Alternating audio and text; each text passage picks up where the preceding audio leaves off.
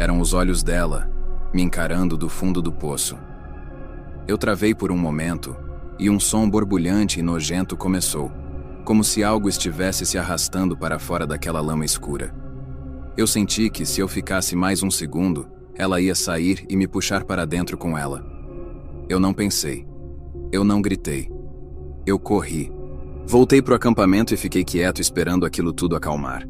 Então, uma névoa fria, com um cheiro insuportável de carniça e terra de cemitério, começou a rastejar para fora.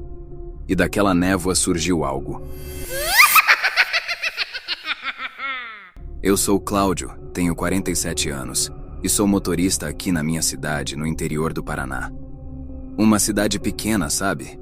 Onde todo mundo se conhece, onde a vida segue um ritmo mais tranquilo, longe daquela correria e barulheira da capital. Meu dia a dia é simples. Acordo cedo, pego meu caminhão, faço minhas entregas, volto para casa, janto e durmo. Rotina de trabalhador. Mas de vez em quando, eu preciso de um respiro, de sair do asfalto e ir para o mato. É quando pego minha tralha de pesca. Foi em um desses fins de semana que a coisa aconteceu.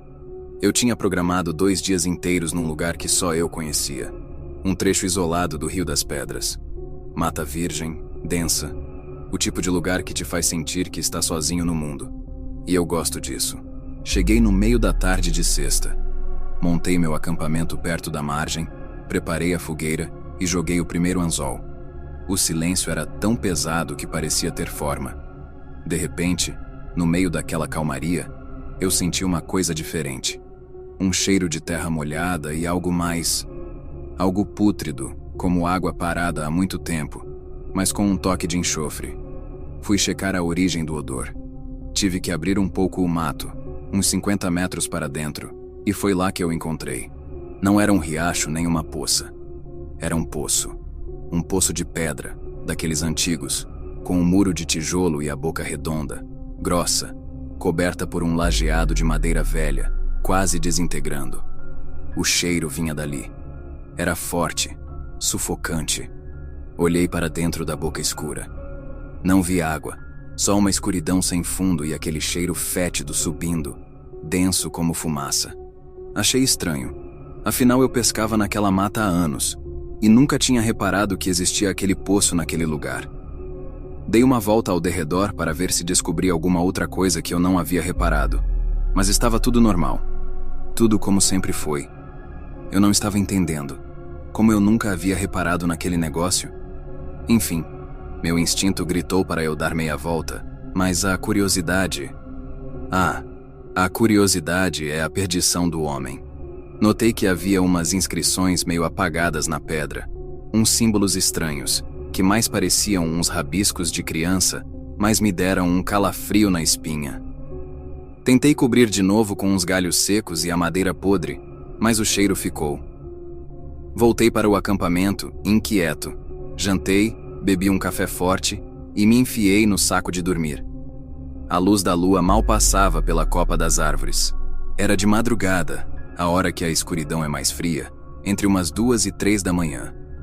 Fui acordado não por um barulho, mas por uma sensação. Uma pressão no peito, como se o ar tivesse ficado mais grosso. Aí começou. Primeiro, veio um canto. Não era de pássaro, nem de animal. Era uma voz de mulher, baixa, rouca, arrastada, como se estivesse cantando debaixo d'água, um lamento de ninar estranho e dissonante. Parecia vir da mata. Eu me levantei, o corpo em alerta, o coração batendo na garganta. Fui até o fogo que já estava quase apagado e peguei meu facão. O canto parou e veio a voz. Cláudio, ajude-me. Era um sussurro, mas parecia estar bem ao lado da minha orelha. A voz era fria, seca e estava pingando de desespero. Um pedido de socorro de cortar a alma, parecendo vir de alguém que estava sendo afogada. Tire-me daqui. Eles me prenderam. Ajude a velha Nicásia. Nicásia. O nome ecoou na minha cabeça. Lembrei de uma lenda antiga que meu avô contava sobre uma bruxa terrível da região, que amaldiçoava a colheita e adoecia as crianças, e que tinha sido jogada em um poço pelos moradores há muitos anos, para que seu espírito ficasse preso. Ninguém falava mais nisso, mas o nome era o mesmo. A voz então mudou. O lamento virou um guincho de ódio puro, um grito fino e estridente que fez meus ouvidos zumbirem. E aí o pior aconteceu. Eu estava olhando para o lado do rio, mas meus olhos foram puxados para a mata, para o lugar onde eu tinha achado o poço. No meio da escuridão, eu vi. A luz da fogueira, fraca, alcançava só um pouco daquela direção, mas era o suficiente para ver o mato que eu tinha usado para cobrir o poço se movendo. Não era o vento. Os galhos secos e a laje de madeira podre estavam sendo empurrados de baixo para cima. Devagar, com uma força lenta e implacável. A madeira rangeu, um som de osso quebrando.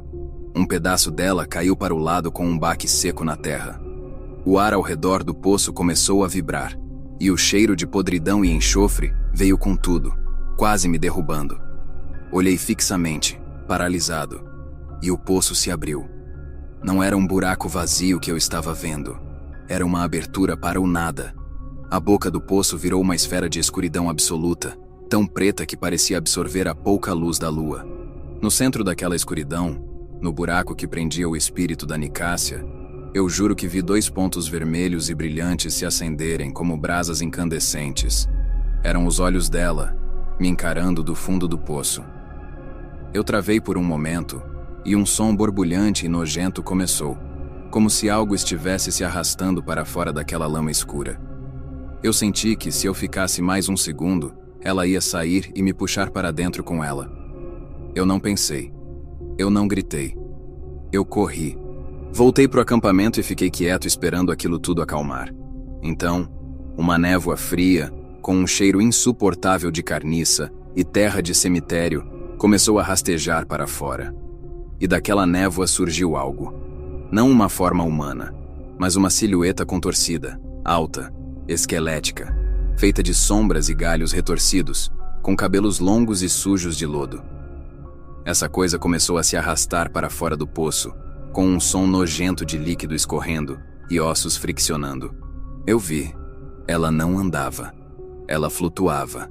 A forma da bruxa se materializando lentamente no ar frio da madrugada. E então, ela apontou para mim. Não um dedo, mas uma mão longa e seca, com unhas que pareciam garras de terra e musgo. A voz dela veio. Agora não um sussurro, mas um berro rouco e eclesiástico que fez as folhas das árvores tremerem. Você vai ficar. Você vai me dar o seu corpo para eu respirar, Cláudio. Você me soltou. Você é meu sacrifício. Eu não pensei. Eu não gritei. Eu corri. Larguei facão, vara de pesca, comida, tudo. Disparei de volta para a caminhonete no limite da mata. Enquanto eu corria, eu ouvia o arrastar daquela coisa atrás de mim, e o som do seu gargalhar seco e histérico ecoava na mata, parecendo cada vez mais perto. Eu entrei no carro, liguei a chave, o motor tossiu, e eu acelerei. O carro patinou na terra e na grama, e eu dirigia sem olhar para trás, a adrenalina pura injetada nas minhas veias. Mas quando eu peguei a estrada de terra e olhei pelo retrovisor, eu a vi. Era a bruxa. Ela não estava correndo. Ela estava parada na beira da mata, a silhueta alta e distorcida contra o breu, os 2 olhos vermelhos como faróis na escuridão. Ela não precisava de velocidade. O ódio e a maldição dela estavam me alcançando. No momento em que meus olhos se encontraram com os dela no espelho, a figura desapareceu, mas não foi um alívio. Eu senti um frio terrível no banco do passageiro, e um sussurro gelado no meu ouvido, mais perto do que qualquer coisa. Você nunca mais vai sair da minha visão, motorista. Nunca mais. Dirigi a noite toda, sem parar, o cheiro de enxofre e carniça impregnado no carro e nas minhas roupas. Nicásia me perturba até hoje, e seu gargalhar está preso na minha cabeça. A rotina de motorista segue, mas a tranquilidade, essa se foi. Às vezes, no silêncio da noite, quando estou dirigindo na estrada deserta, sinto aquele cheiro de podridão. E o pior, quando ligo o rádio do caminhão para me distrair, juro que por um segundo, Ouço aquela voz rouca e arrastada cantando seu lamento de ninar. Aquele poço, ele não prendeu só o espírito da bruxa. Ele a libertou, e ela agora me segue, esperando o momento certo. Eu sei que ela está lá fora. Eu só não sei onde.